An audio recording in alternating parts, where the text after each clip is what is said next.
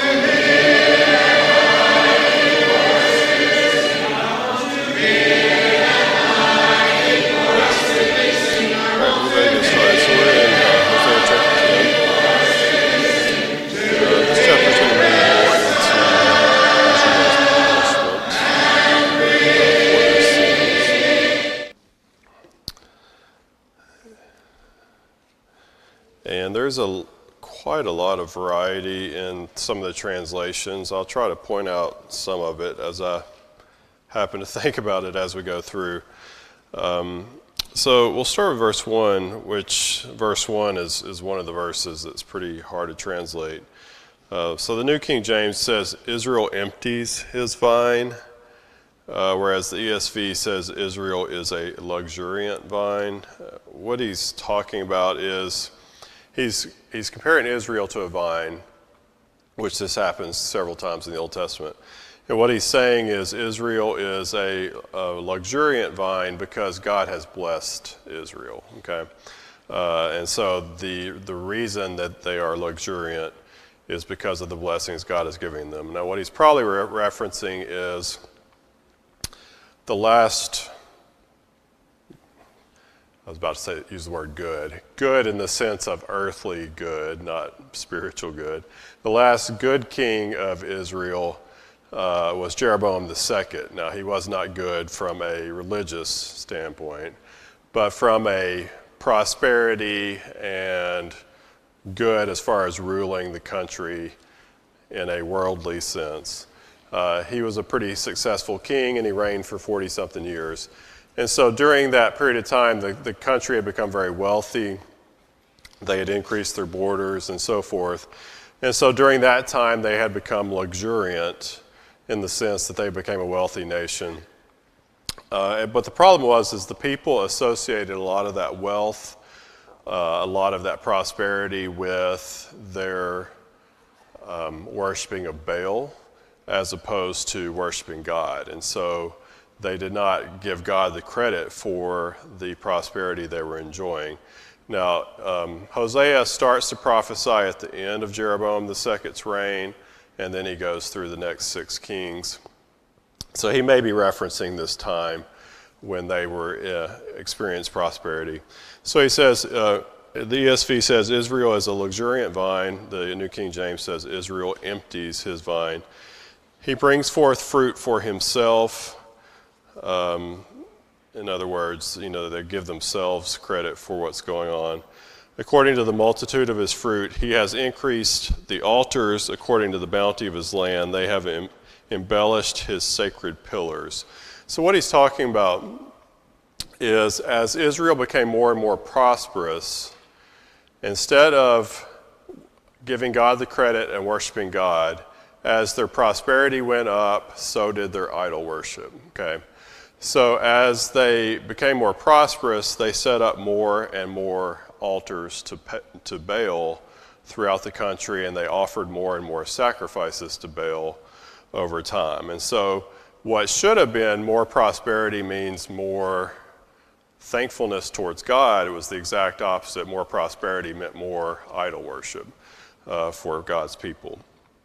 And so he talks about the altars and the pillars. The altars and pillars are both parts of the false worship to Baal that the people would do. So that's what he's referencing. Okay, so verse 2, their heart is divided, meaning they should have been wholly devoted to God. That was the covenant contract with the people was, I will be your God, you will be my people. But they have broken that, okay? So they are not wholly dedicated to God. They have kind of God over here, and then they have Baal over here, and then they have Egypt and Assyria over here, and they're trying to kind of play all these different cards at once instead of solely being focused on worshiping God. So Hosea says their heart is divided because they don't have a single allegiance to God. It says, now they are held guilty. He will break down their altars. He will ruin their sacred pillars. So when they first came into Canaan, they found these sites of Baal worship that the Canaanites had set up, and God had commanded them to tear all of this down. They didn't do it, okay? They decided to keep it so that they could use it for the same purposes. And so over the centuries, these things were not torn down, and instead they built more of them. And so what they failed to do, God is going to end up doing for them, but not in the way they want it to happen, okay? So how is God going to go about tearing these sites of false worship down? Well, it's by bringing in Assyria and destroying the country. Okay, so what they should have done from the very beginning, they failed to do. Now God is going to do it, but it's going to be part of the downfall of the country as a whole. Okay.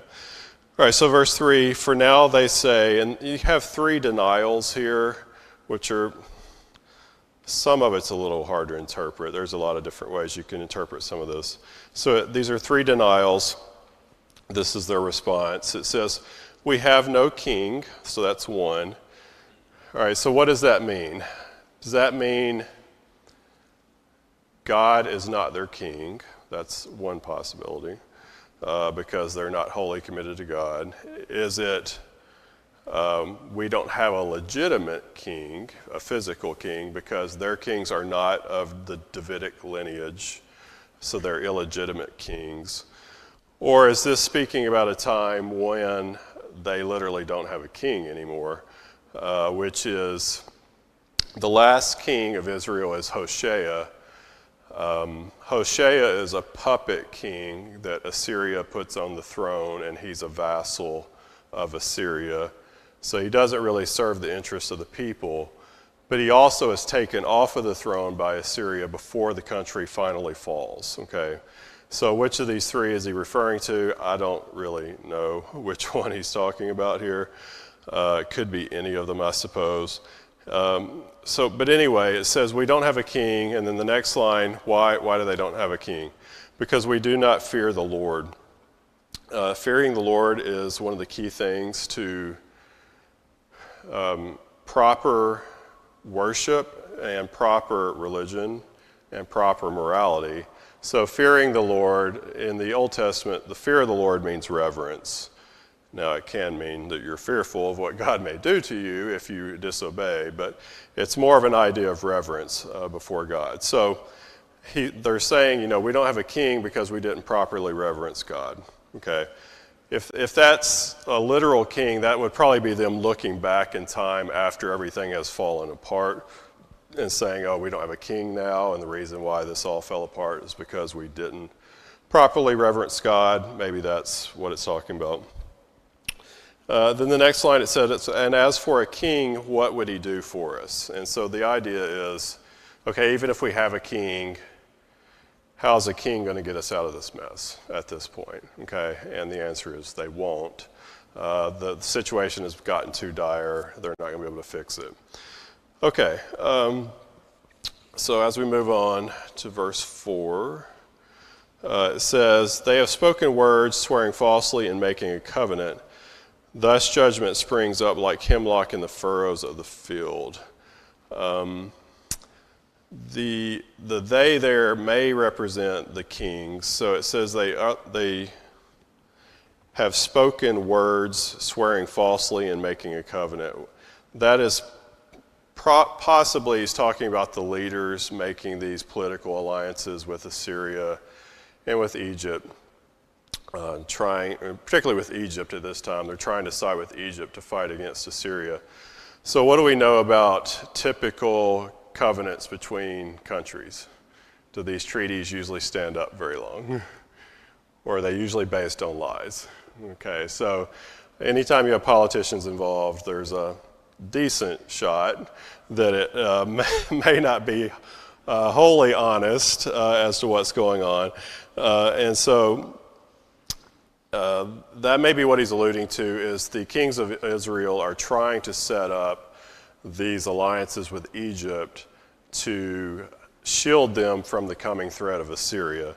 But it's not based wholly in honesty, and of course it all falls apart and blows up in their face over time. The last line there is kind of confusing in the New King James. The New King James says, thus judgment springs up like hemlock in the furrows of the field. The ESV says, so judgment springs up like poisonous weeds in the furrow of the field. The idea is that if you had a field and you wanted it to produce something, you would maintain the field and make sure there are no weeds in it, and it would grow. But what he's saying is a time is going to come where you're not going to be able to maintain the field because the country is destroyed. And what's going to end up happening is you're going to get weeds growing up in the field because nobody's there to maintain it. So it's just a foretelling of the fact that the country is about to fall and there's not going to be anybody there to tend to it. Okay, so verse 5, the inhabitants of Samaria fear because of the calf of Beth-aven. Beth-aven is Hosea's favorite sarcastic phrase for Bethel. There is no place called Beth-aven. Okay, this is a sarcastic slight at Bethel. Bethel means house of God. Beth-aven means house of sin. Okay, so he's calling Bethel the house of sin. So why would he be talking about Bethel? Bethel is the main religious center of Israel. So Samaria is the capital, but Bethel is the religious center, okay? And then in the north, Dan would kind of serve as another religious center, okay? So at Bethel is where you're going to have one of the calves that they set up to worship. This goes all the way back to the very first king of Israel, Jeroboam I. He set up calves in the north and in the southern part of the country for the people to worship as false worship. And so what he's saying here in verse 5, the inhabitants of Samaria is the capital city, but it stands for the country as a whole. It says that they fear because of the calf of Beth-aven. So what it's saying is the people are concerned about whether this calf, this false idol, is safe and intact. They're worried about whether or not it's going to get destroyed. So they're more worried about this stupid idol than they are about God. And so he's making fun of them for it. And it says, for its people mourn for it, and its priests shriek for it. So again, it's just showing their concern for this false idol thing that the people are worshiping. They're worshiping this thing instead of being wholly dedicated to God. They're more concerned about the safety of this thing than they are about maintaining true religion before God. And then it says, because its glory has departed from it. So it's just, again, the idea that this idol, this false deity that they're worshiping, is not going to be able to protect them when Assyria comes. So when Assyria comes to take them, what is Baal going to do for them? Nothing, right? Baal's fake, right? So when they have to depend on Baal the most to save them from Assyria, Baal's not going to be there, okay? So the, quote, glory of Baal will depart because he will not save them, okay? And they'll come to realize that they've been worshiping a false deity because he cannot rescue them from their situation. Okay, verse 6. The idol also shall be carried to Assyria as a present for King Jareb.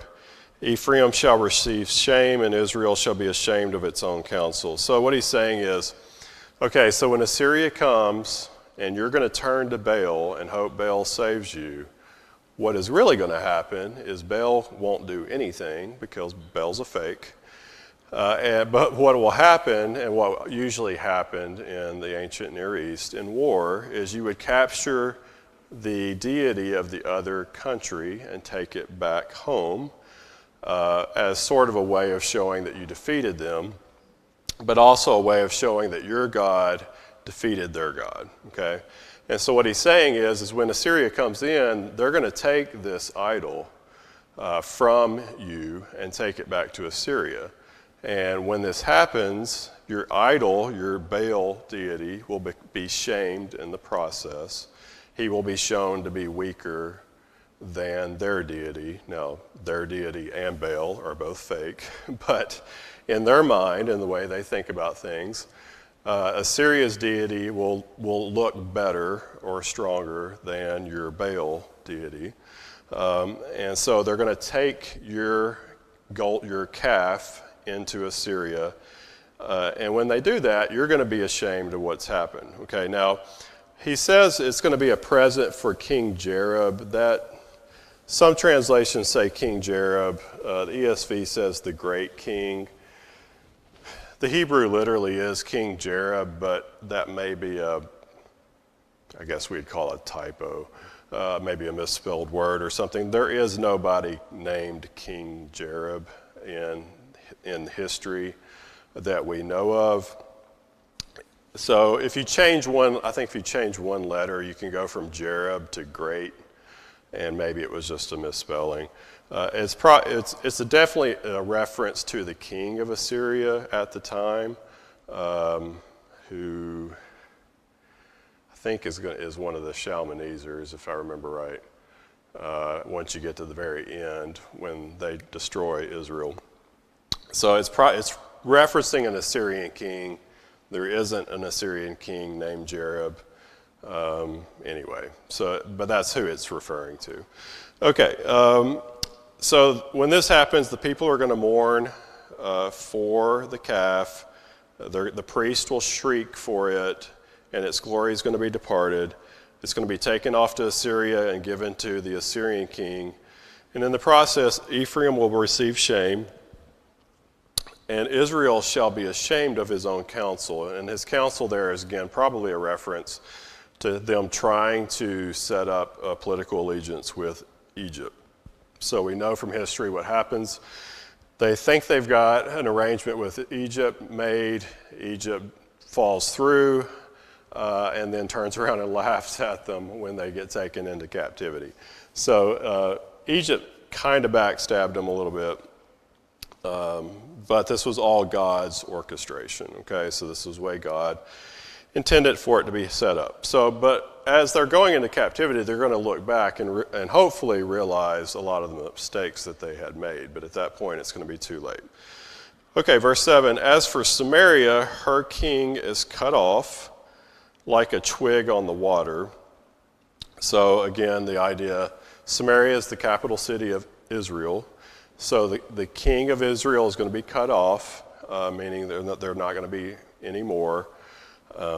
Hoshea is the last one after him. After he's removed from the throne by Assyria, there is no more king of Israel. And then the little line there, like a twig on the water, what that's referencing is, if you ever played, I don't know what you'd even call the game. We used to race twigs on the creek. Did anybody do that growing up? You put twigs on the water and watch it float down and see who makes it the fastest, as if you had anything to do with it. The idea is Israel's king is just going to be like a little twig floating around in the current. In other words, they're powerless, right? The twig has no control on the water. The water moves it wherever the water wants to move the twig. And the idea is the same. Israel's king is powerless, okay? So whatever is coming, he's not going to be able to stand up against it. Compared to Assyria, Israel's king is pretty weak, okay? So he's not going to be able to save himself in this situation. All right, verse 8, also the high places of Avon, the sin of Israel shall be destroyed. Again, Avon is a fake name. Avon means sin. Beth Avon, house of sin. This is a reference to Bethel again. So he's just saying that the high places at Bethel where Israel was sinning, they're all going to be destroyed. The thorn and the thistle shall grow on their altars. This is a reference, the phrase thorn and thistle is a reference back to Genesis chapter 3. So if you remember in Genesis 3, God curses Adam and Eve and some additional curses. But the curse against Adam is that he would have to toil with the land to produce food and so forth going forward. And it talks about how there will be thorns and thistles in the things that he tries to produce and so forth. So it's a curse that God gave Adam as a result of his sin. And so this idea is referencing back to that idea. And so what it's saying is all of your altars that you have set up to worship Baal, that Assyria is going to come in and destroy them, and what is going to happen is it's just weeds and junk's going to grow up around them because nobody's using them anymore, okay? They're going to basically go to waste or just be destroyed over time. And then this is how the people will respond to what is happening. So as Assyria is coming in, destroying them, taking them off into captivity, this is going to be their response. They shall say to the mountains, cover us, and to the hills, fall on us. So the idea is, well, maybe the mountains will hide us, the hills will cover us, fall on us. They're trying to hide from Assyria and from God, okay? But it goes back to this idea of Baal is kind of an element of nature worship, okay? And so they're still in the process of worshiping, I guess you would say, the creation, okay? So they're trying to talk to the mountains, trying to talk to the hills, and getting them to respond to hide them or cover them or maybe even kill them so they won't go into captivity in Assyria. But the idea is, again, they're still putting their faith in the wrong place. Their faith is not in God. Their faith is in Baal and sort of this mystic kind of nature-ish worship stuff that goes along with worshiping Baal. And it's kind of humorous in a sense. How many people worship nature today? And you would think on the surface, well, not many, until you stop and think about it. How many people's main cause they fight for in their life is global warming or anything that revolves around that, okay? That is nature worship. Now, I'm not saying global warming is a real thing or a false thing. I'm not making a comment about that. I'm just making a comment about if that is where all your focus lies and that becomes your pseudo-religion, so to speak, you're not really that much different than what we're talking about right here, okay? So this is kind of the trap they have fallen into. They're worshiping Baal. They're also worshiping the high places. They're worshiping the hills, the mountains, and all these things that go along with it. And God is just basically saying, I'm done with you because you have not been devoted to me. You've allowed yourself to be committed to these other things that you've fallen into. Okay, verse 9. O Israel, you have sinned from the days of Gibeah. There they stood. The battle in Gibeah against the children of iniquity did not overtake them. He referenced Gibeah, I think, in the last chapter too. So Gibeah, not entirely sure which exact story of the Old Testament he's talking about. He may be, again, like I mentioned before, he may be talking about the situation at the end of the book of Judges, where there's, if you go back and read those last few chapters of Judges, there's a really bad story there, very embarrassing for God's people, and that might be what he's referencing. But he's saying that, you know, from that time forward they have sinned. They actually sinned prior to that too, but that was such a big event in their history that you could go back and point to that one and say, you know, that's, you know, things really started unraveling there. And that may be what he's referencing. The battle in Gibeah, again, he may be referencing that same thing. Anyway, so, you know, basically says you guys have been sinning since whichever time he's referencing here. Reality is they've been sinning since the very beginning, but he's pointing back to some event in their history to say you guys have been sinning since then. Verse 10, when it is my desire, I will chasten them. Peoples shall be gathered against them. When I bind them for their two transgressions. Let me see what the ESV says here.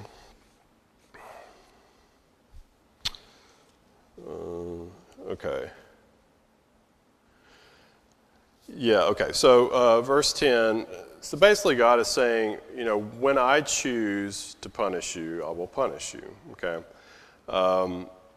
The peoples in the second line, people shall be gathered against them. The ESV makes it a little more clear. It's the nations will be gathered against them. So he's saying, when it's time, I will punish you. I will bring other nations in to punish you.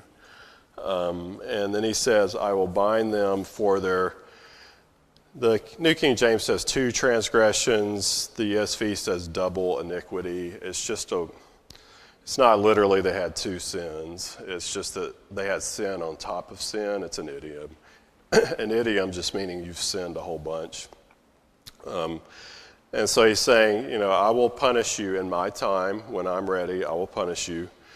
Verse 11, he kind of stops, and he kind of reflects for a second. And this is God talking through Hosea. And he says, Ephraim is a trained heifer that loves to thresh grain, but I harnessed her fair neck. I will make Ephraim pull a plow. Judah shall plow. Jacob shall break his clods. And what he's talking about is God is pausing here. He just finished saying, I will punish you when I'm ready to punish you. But now he's reflecting back on his relationship with his people over time. And what he's saying is, when he says Ephraim is a trained heifer, what he's talking about is when God first took them out of Egypt, God and Israel had a pretty good relationship, okay? Initially, briefly, very briefly and initially. Things were going pretty well, and they did what God asked them to do. And so what it's talking about, what is a trained heifer and what is all this? Okay, so a trained heifer, you could get a bovine, a heifer, any of the cattle. You could get them to thresh on a threshing floor if they're trained without putting a yoke on them, okay? So if the animal doesn't have a yoke on it, it can go around in a circle and thresh, but as it's going around, since it doesn't have a yoke on it, it can eat some of the stuff it's threshing as it's doing it. In other words, it's free to eat while it works, okay? So the more it eats and works, the stronger it gets, all right? As opposed to one that isn't trained and you have to put a yoke on it, well, it can't eat while it works, all right? So it can't work as long because it's not eating, therefore it doesn't get as strong either, okay? So what he's saying is when our relationship first started out, I didn't have to put a yoke on you because you obeyed me and you did what you were supposed to do. So that's the part about Ephraim as a trained heifer that loves to thresh grain. But things went sideways quick, as it usually does when humans are involved. And he says, but I had to harness her fair neck. In other words, that was brief. I had to stick a yoke on you because you weren't listening to me. And then it says, I will make Ephraim pull a plow. In other words, I'm going to have to basically punish you for what you're doing. And then he says, not only Ephraim, but Judah, okay? Now, this book is almost exclusively about Israel, but every now and then he'll mention Judah. And the idea is that we're dealing with Israel now, but Judah's got its problems, and Judah's going to get its punishment later on, okay? But we're really dealing with Israel at the moment. And then he says, Jacob shall break his clods. The ESV says Jacob must harrow for himself. Harrowing and breaking clods, what that means is you have to prepare your own field to be able to plant anything in it. In other words, God's not going to do the work for you anymore. Why? Because you're not going to be living here anymore. You're going to be taken into captivity, and you're going to have to, wherever you're taken into captivity, you're going to have to fend for yourself. God's not giving you the promised land anymore. You're going to be removed. You're going to be on your own, okay? So that's the idea. So the idea is he's reflecting back, we had a good relationship for a while. You quit listening to me. I tried to rein you in. You didn't listen then either. So now punishment is coming upon you. Okay, verse 12 says, sow for yourselves righteousness, reap in mercy, break up your fallow ground, for it is time to seek the Lord till he comes and rains righteousness on you.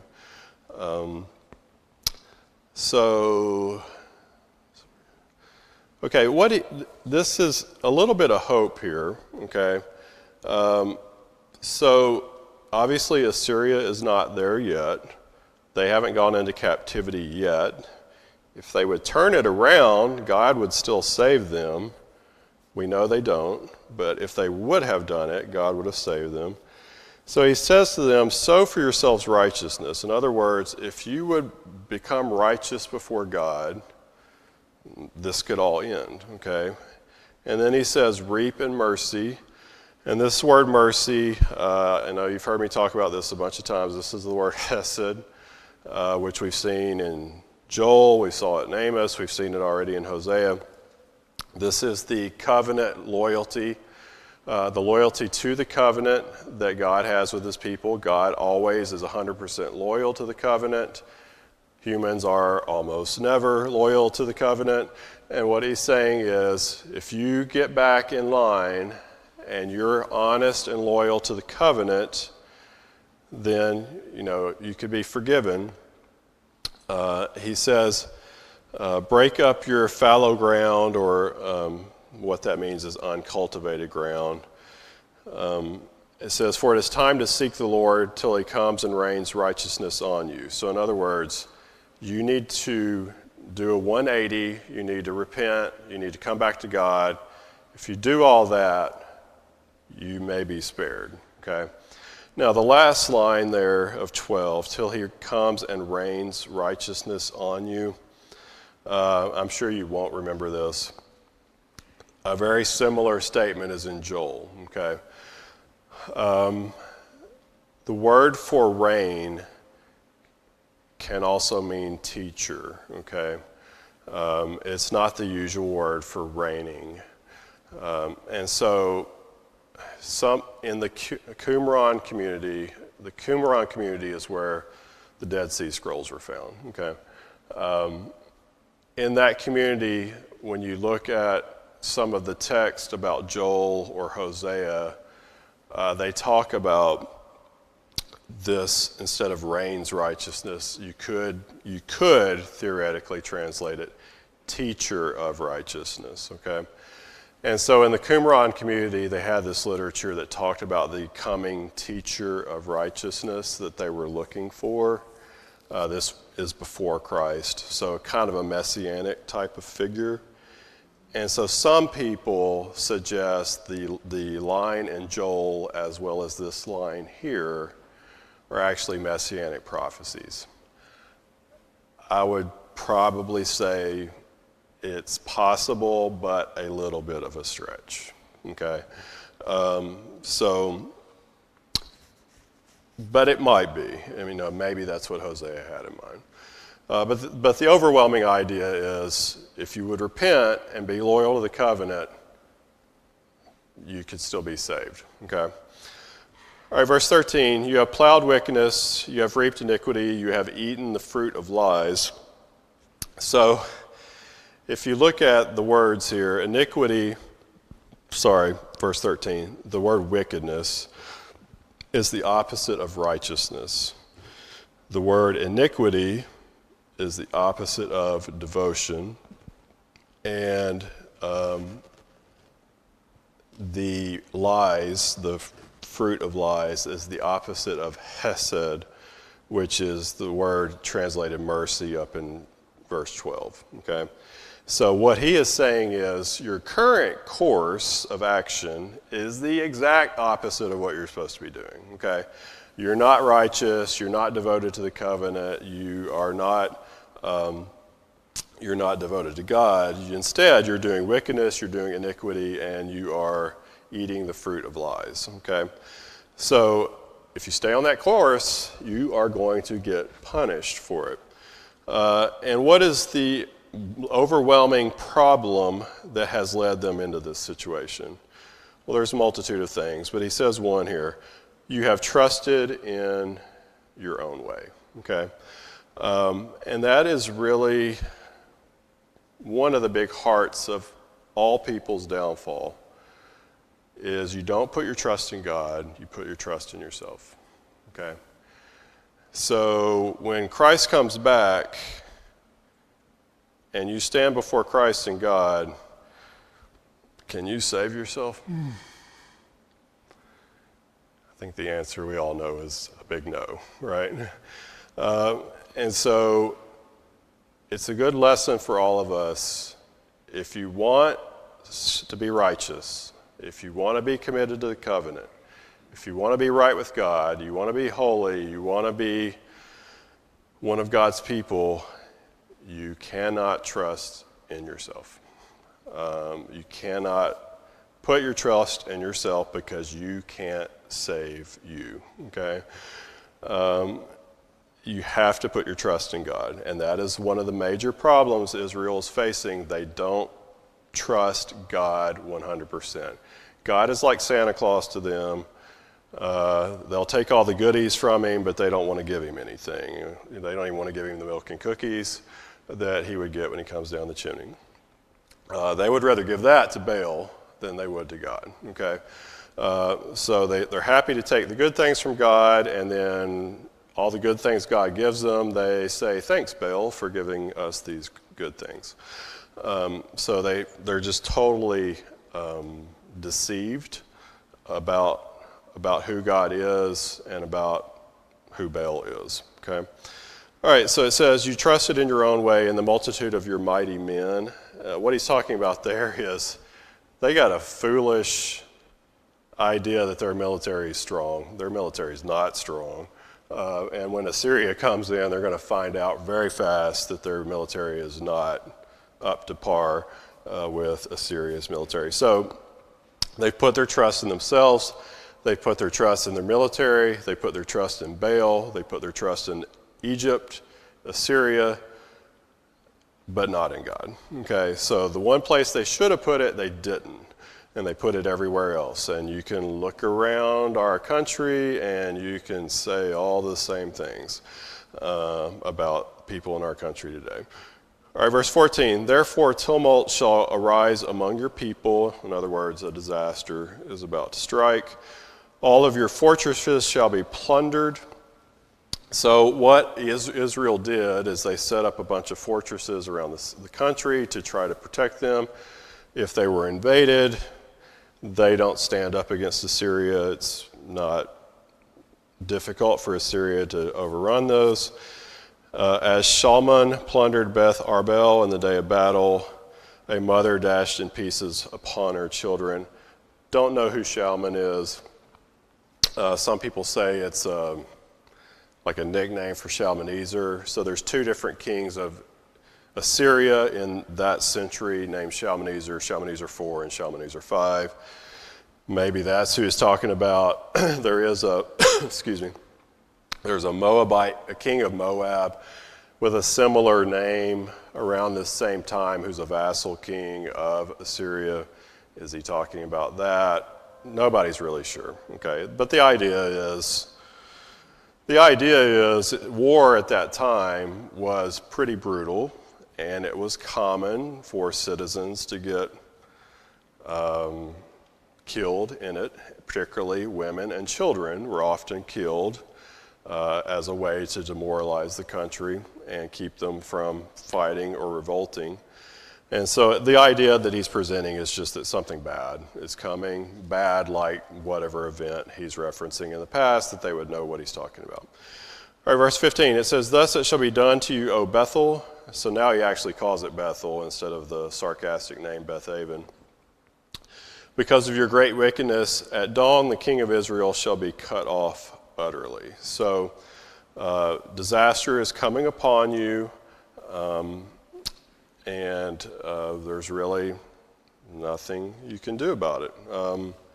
God has made up his mind. You know, you're not turning back to him. You haven't listened to the prophets. You're ignoring him. So as a result, you are going to be destroyed. And God and the king of Israel will be destroyed. And that is what happened. Hoshea, the last king of Israel, was taken off the throne by Assyria. Okay, does anybody have any questions on chapter 10? Basically, it's just a chapter about this is the punishment that's coming upon you. Okay, I'll start very briefly into chapter 11. We'll just get through really one idea. Chapter 11 is, Okay, chapter 10 is kind of a downer, right? Okay, you're bad, you're going to get punished. Chapter 11 is similar, but it has some more tender moments in it where God kind of remembers. Some people compare it to the prodigal son story. So it's like the prodigal son story without the happy ending, meaning the kid doesn't come back at the end. But think about the prodigal son story where the father remembers the good times with the son, that part of it. It's kind of like that. So God kind of reflects back on some happy times with Israel and wishes they would come back. And as a result of thinking back on those happy times, he really struggles with, okay, the covenant demands that God punishes. Okay, so if you sin against God, there has to be a punishment for that. But people often see God as a tyrannical God who likes to punish, okay? And this chapter actually shows you the opposite, which is God has to punish because God is holy and he can't live with unholy people. But that doesn't mean he likes to punish, okay? And so we'll see where God kind of wrestles with having to punish because that's what the covenant says and that's what his nature requires, but knowing that punishing is going to bring disaster upon his people. And so that is not something he wants to see, even though he has to do it. And so you see a different side of God that most people in our world don't think exists, okay? So the first line, it says, when Israel was a child, I loved him. The word child there, it's a complex word, and it's almost always translated child or youngish adult, teenager kind of idea. It's there's a male version and a female version of it. This is the male version of it. And I'm not going to be able to I know the bell's going to ring, so I'll just tell you one or two things. I'll pick up here next week. So this word, it's the favorite word of my Hebrew teacher. It's something he's been studying for about 50 years. It doesn't, in his opinion, it doesn't mean what the translators normally translate it as, okay? The word is na'ar, if you're curious. N-A-A-R is how you would spell it in English, na'ar. So David is called a na'ar when he was Saul's armor bearer. And so a lot of people associate the term with an age, meaning you're a little kid or maybe you're a teenager or something to that effect. And as a result of translating it or thinking about it that way, you end up with wrong interpretations. And I know that was the bell, so I'll leave you with that teaser for next week. So we'll start the class next week with what does the word actually mean and what is it actually saying here in this context. So we'll start there next week. All right, good to see everybody.